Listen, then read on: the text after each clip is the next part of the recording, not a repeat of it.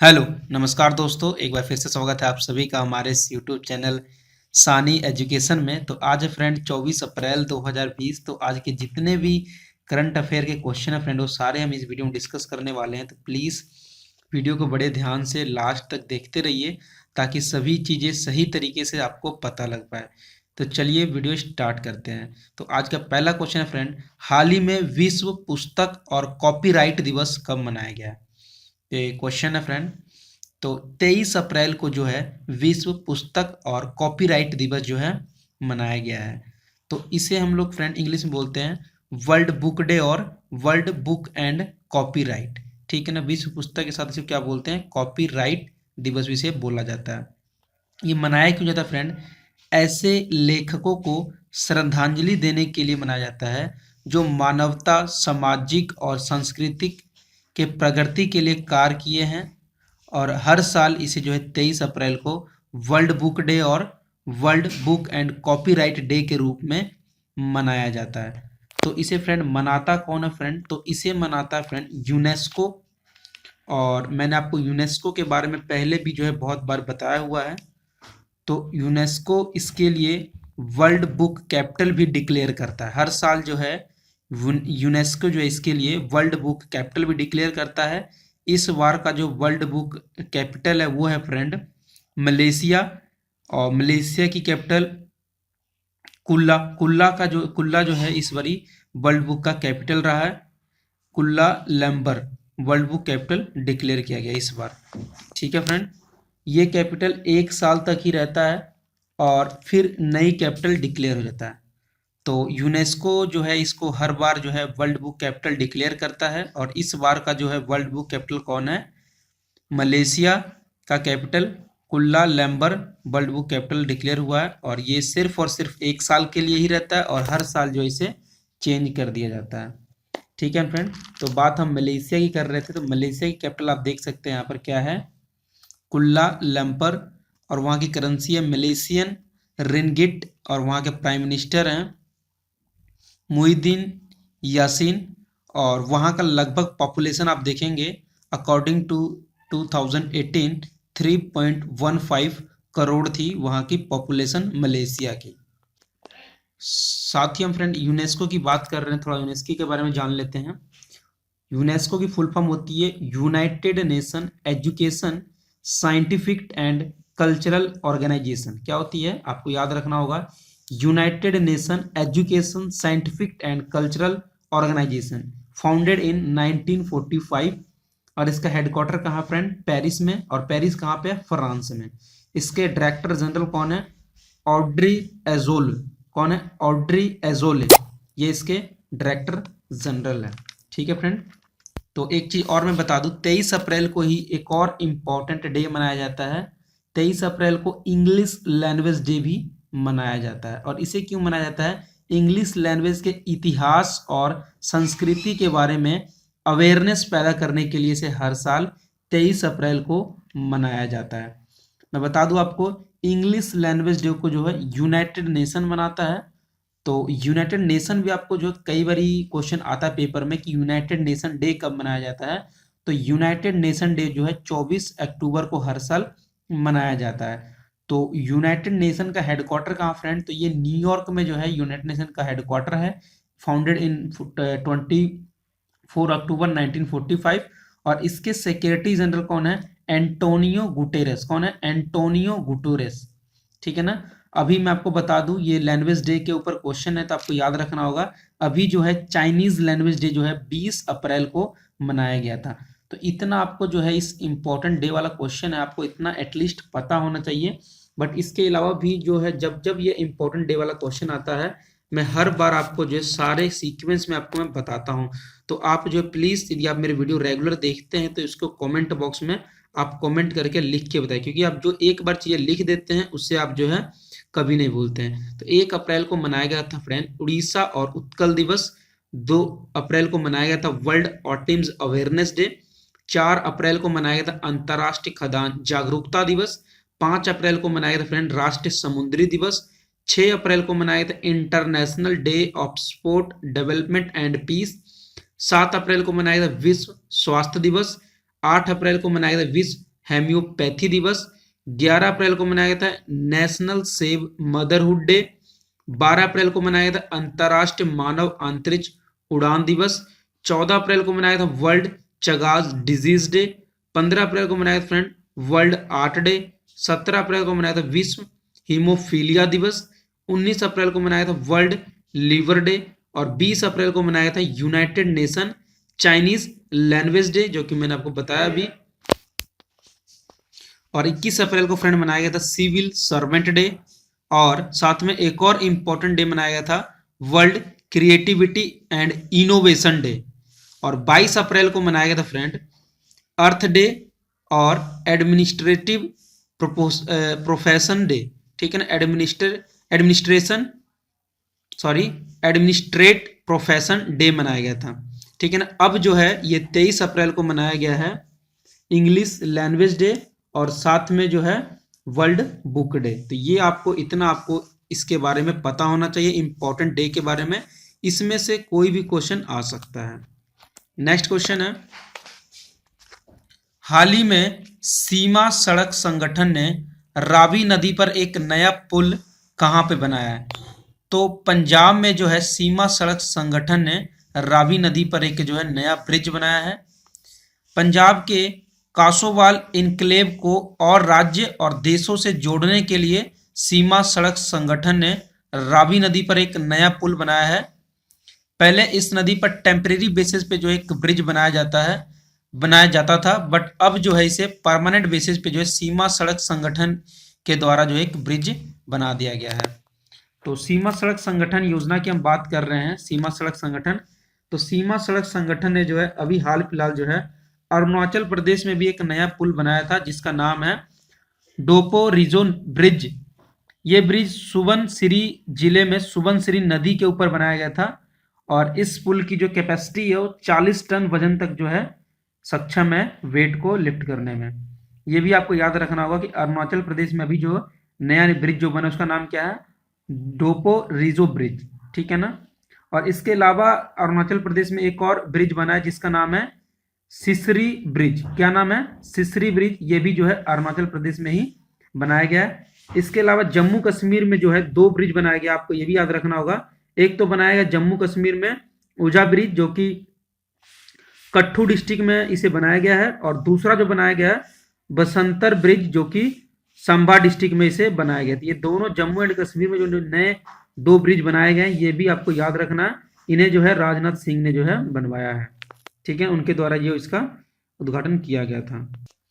इस question friend हम बात किए थे अरुणाचल प्रदेश की। अरुणाचल प्रदेश की कैपिटल है ईटानगर, वहाँ के सीएम पेमा खांडू और वहाँ के गवर्नर बीडी मिश्रा।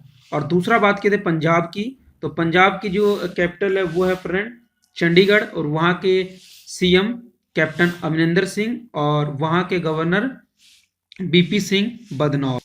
और बात हम जम्मू कश्मीर कर रहे हैं तो जम्मू कश्मीर की जो कैपिटल है जम्मू इन विंटर सीजन और श्रीनगर इन समर सीजन। और वहाँ के लेफ्टिनेंट गवर्नर कौन है? गिरीश चंद्रा मुर्मू। इतना आपको जो सब चीज़ों के बारे में पता होना चाहिए। तो ये वीडियो देख रहे हैं आप तो प्लीज़ एक वीडियो को लाइक जरूर कर दीजिए, क्योंकि लाइक से हमें जो बहुत प्रमोट मिलता है और भी ऐसे वीडियो बनाने के लिए। और यदि आपने हमारा चैनल अभी तक सब्सक्राइब नहीं किया है तो नीचे रेड बटन पर क्लिक करके सब्सक्राइब जरूर कर लें। नेक्स्ट क्वेश्चन, हाल ही में किस देश ने अपना सैन्य उपग्रह नूर सफलतापूर्वक लॉन्च किया? तो ईरान ने जो है सैन्य उपग्रह नूर जो है सफलतापूर्वक लॉन्च किया है। और नूर का मतलब होता है लाइट। और हम बात ईरान की कर रहे हैं तो ईरान की कैपिटल क्या है? तेहरान। और वहाँ की करेंसी क्या है? ईरानी रियाल। और वहाँ पे प्रेसिडेंट कौन है? हसन रूहानी। कौन है? हसन रूहानी वहाँ के प्रेसिडेंट हैं। नेक्स्ट क्वेश्चन, हाल ही में किसने रिलायंस जियो में 9.99% हिस्सेदारी खरीदी है? तो फेसबुक ने जो है रिलायंस जियो में 9.99 हिस्सेदारी खरीदी है। तो फेसबुक के सीईओ कौन है? Mark Zuckerberg.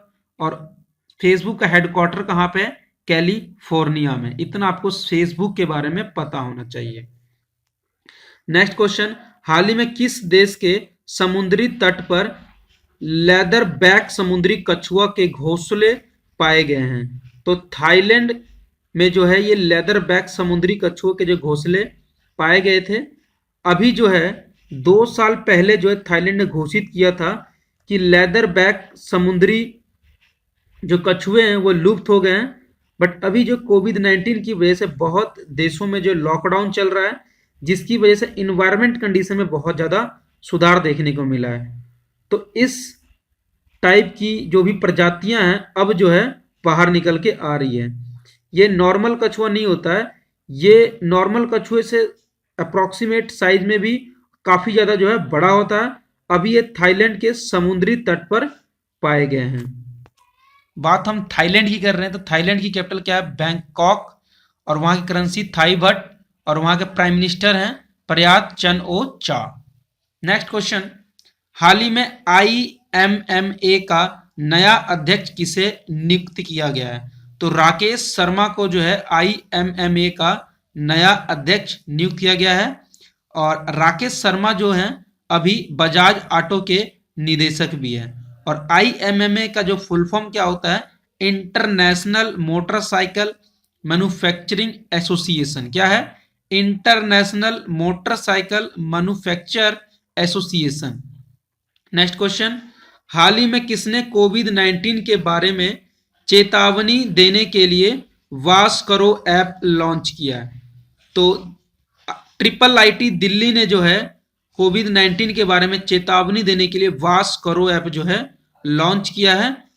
Indraprastha institute of information technology Delhi ने जो इसे लॉन्च किया है। नेक्स्ट क्वेश्चन, हाल ही में किस राज्य सरकार ने अपता मित्रा ऐप और हेल्पलाइन नंबर जो है लॉन्च किया है? तो कर्नाटक गवर्नमेंट ने जो है अपता मित्रा और हेल्पलाइन नंबर जो है लॉन्च किया है।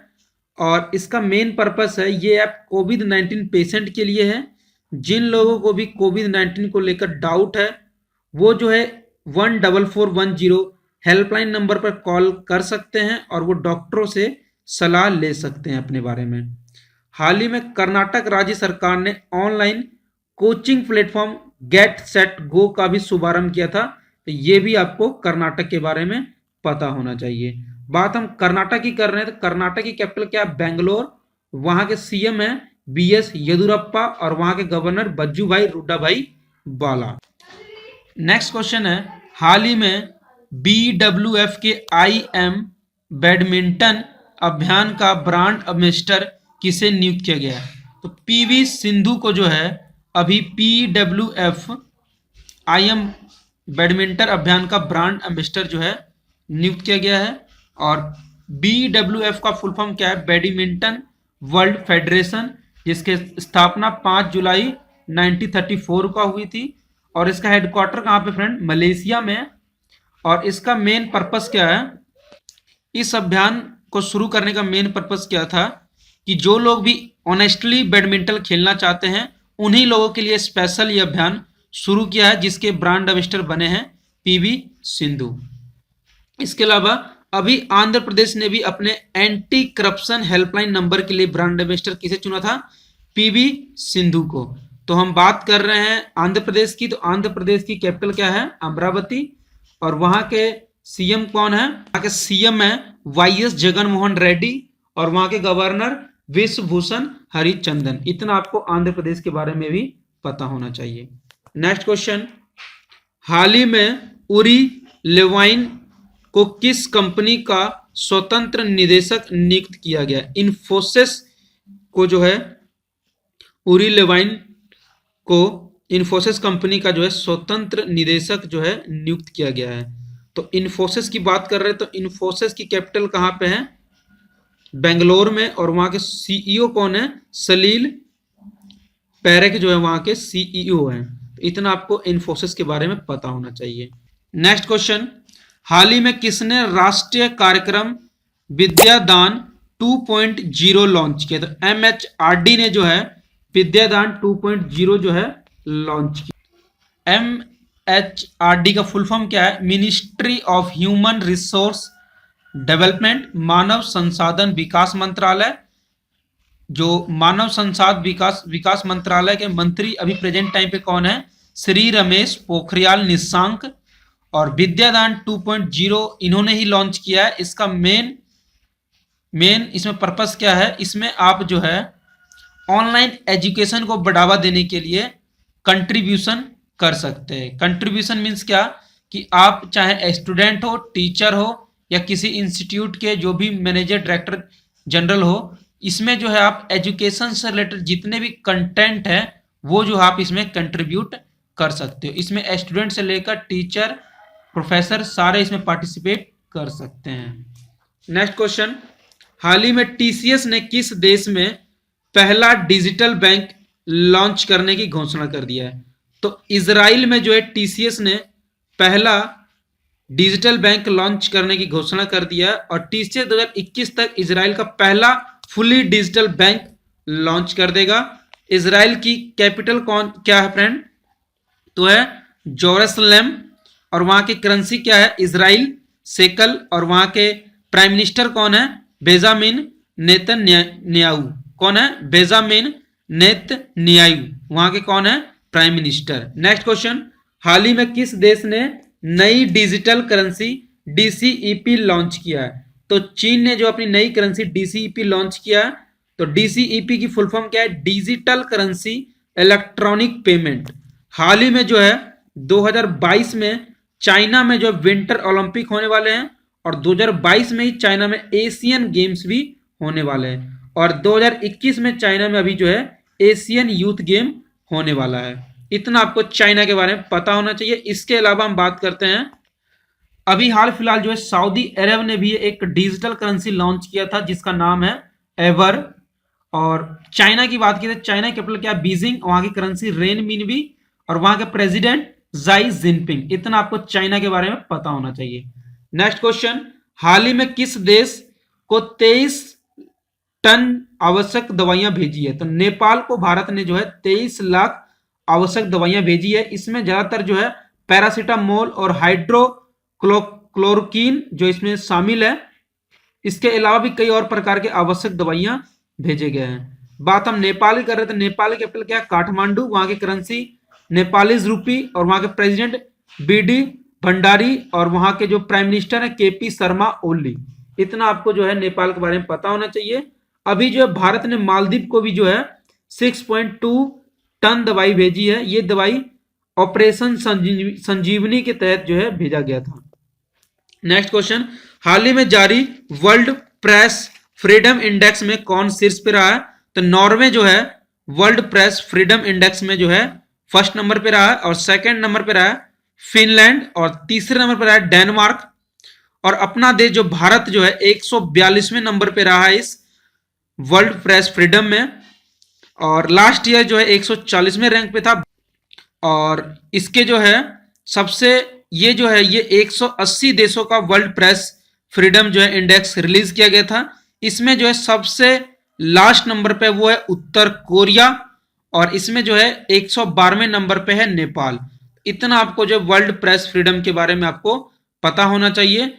और आज की करंट अफेयर फ्रेंड्स इतना ही था। मुझे उम्मीद है ये वीडियो आपको बहुत पसंद आया होगा। यदि वीडियो पसंद आ रहा है तो प्लीज एक लाइक कीजिए, अपने फ्रेंड के साथ शेयर कीजिए और अभी तक हमारे चैनल सब्सक्राइब नहीं किए तो सब्सक्राइब कीजिए। Thank you for watching. Bye bye.